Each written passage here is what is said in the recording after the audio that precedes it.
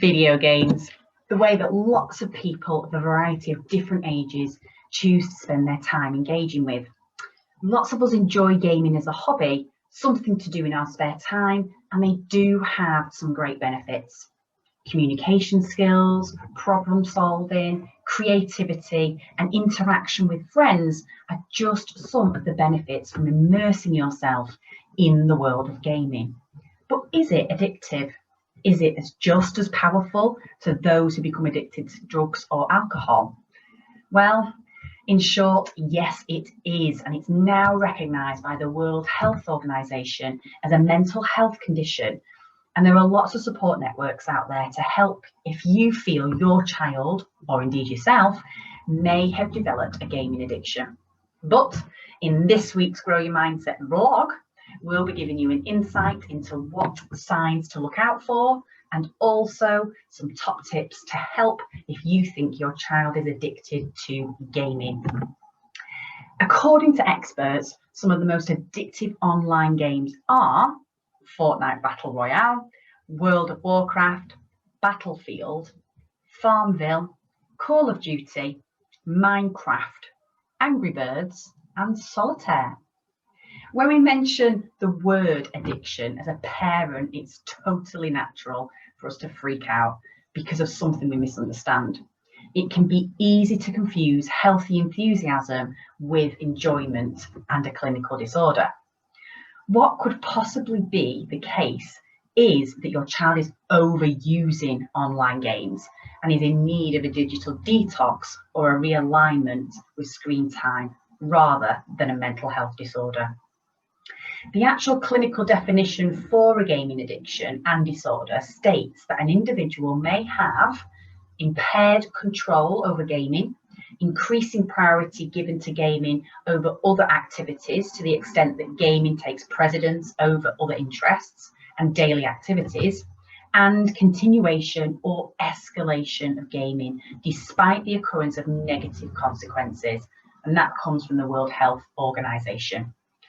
And furthermore, this behaviour pattern must continue over a period of 12 months and have resulted in difficulties with family, friends, socialising, education, and other areas of functioning. Here are some signs that there might be a problem and it's time to get some help. So, is your child constantly thinking about or wanting to play the game? Are they feeling irritable and restless, a bit fidgety when they're not playing?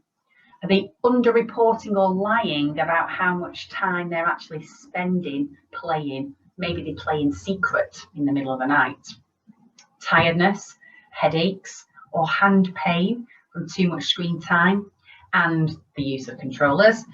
Not wanting to pay attention to things like personal hygiene, so washing and eating.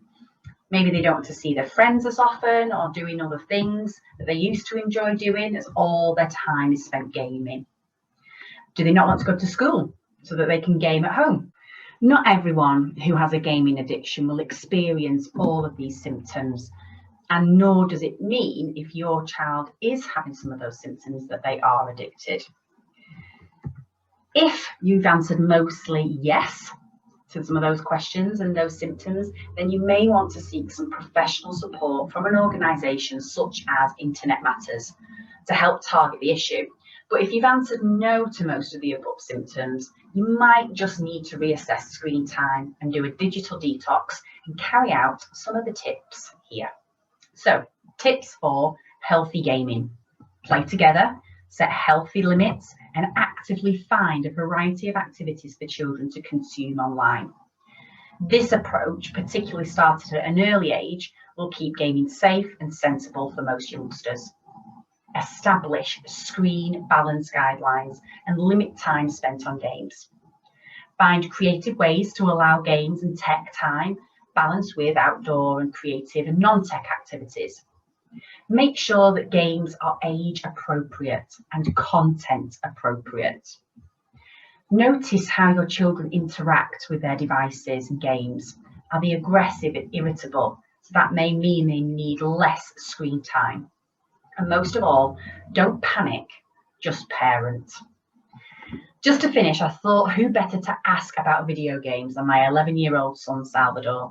He likes nothing better than to play on his Xbox and play games. Let's find out what he thinks about gaming. Right then, buddy, tell me what is so good about your Xbox.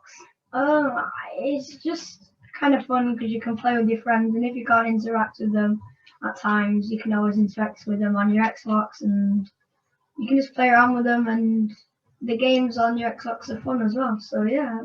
So what's your favourite game? Probably Rocket League. And why is it your favourite? Well, it's based around football, and I like football a lot, and the game is just really fun, just in general. So what sort of skills do you think you develop while you're on your Xbox? Probably reflexes, because at times, let's say someone has a shot on you, you have to be quick reactions and stuff like that, so it can help you on your reflexes maybe. Yeah, and what about things like you problem solving, because you've told me about when you sell things and you try and get a profit and that kind of thing. Yeah, so how does that work? Well, it can help you on this profit in general when you you can sell things, you can get things, and I guess that's that. So developing like your math skills. Yeah, pretty much. What do you think? Is there anything that's not good about your Xbox that you think is bad about it or could be bad about it? Well, at times there are AIs that tell you to add them, so then they can kind of hack you. What's an AI for those people that don't know? It's a bot that has been set up just to try and hack you, kind of, and you just have to try and ignore them. And so is it things that are trying to access your account? So yeah, basically. So as an example, let's say I'm trying to do some trading, and someone will say they want to do it, and they'll say add me, but then they'll have no time playing on the game, and they would have never played the game before, and they're just AIs really that can just hack into your account. So you've got to be careful with who you interact with on the computer. Yeah, basically. Okay. So how do you interact with people? Do you just play with your friends, or do you play with people you're not familiar with? You can play with your friends. You can play with people that you're not familiar with, but it's all up to you if you want to play with people you're not familiar with. Yeah. So how do you know that those people are good people to play with? Well, you don't really know. You can just go in a game and you'll just get some random people on your team, and then you might not play with them again. You see how the game goes. You see how it goes, yeah. So out of 10, in terms of 10 being totally awesome, I love it, and 0 being pants, never want to play it ever again, where do you rate your Xbox in things to do? Probably an 8. An 8.